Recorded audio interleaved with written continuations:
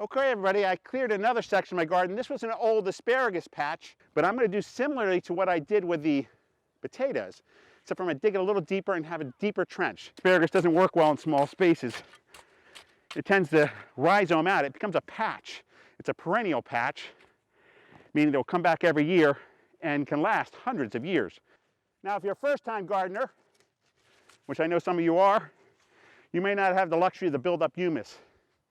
What I encourage people to do is clean or skim the grass or weeds off a part of your lawn.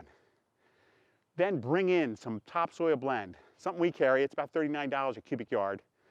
And for every 100 square feet, 10 by 10, and every 3 inches you need about a cubic yard of topsoil. So I usually get 1 yard of topsoil and 1 yard of leaf compost and mix them up. And I'll pour it over, let's say it's an area of 10 by 10. I might get as many as 3 yards, kind of a yard and a half and a yard and a half of each. Dump it on your driveway, shovel it in, and just top your soil with it.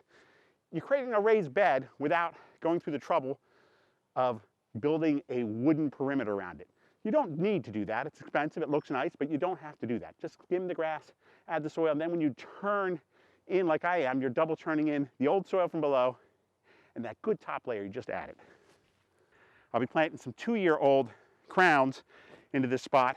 Those 2-year-old crowns are really not to be harvested the first year. We let them go up to this big 6-foot fern, and then the second year we can cut some of it, about a third of that crop, as it shoots that 6 to 12 inches above the soil.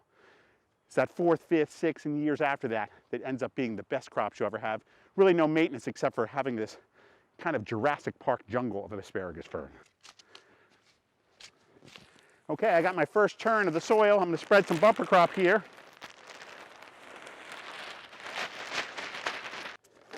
And I'm just going to sprinkle a little of this garden tone. This is a great general purpose fertilizer, all organic. Super for any of your vegetables. Only a few of them, like potatoes and blueberries, don't really want that. Now I'm double turning the soil, just like I did for the potatoes, and I do for all my vegetable plants.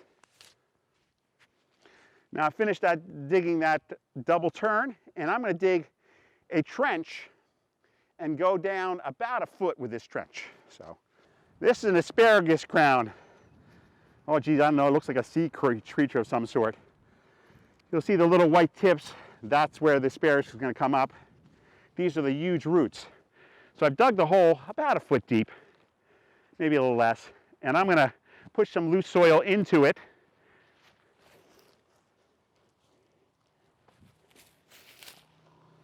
And you're not gardening if you're not dirty. I'm going to take this crown, I'm going to spread out the roots, and I'm going to lightly cover it.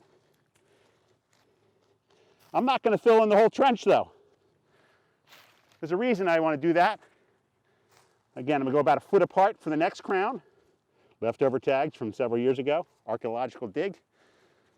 Put another crown in there, spread it out a little bit, the white tips upward, and over with some more soil. Got room for another crown in this hole.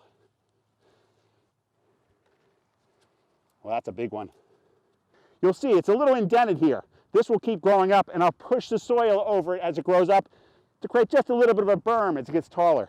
So I planted 3 crowns in here. I will later on plant another row here. And this, and it's probably about a 6 by 8 area, will become a big patch of ferny asparagus. Every spring, you're just looking for it to pop up, get some fresh cuts on it. You cut it, and it just resets its roots and rhizomes and shoots new shoots. So it's not like you harvested too much once it gets to be the mature 4th and 5th year crop. Again, these were 2-year-old roots.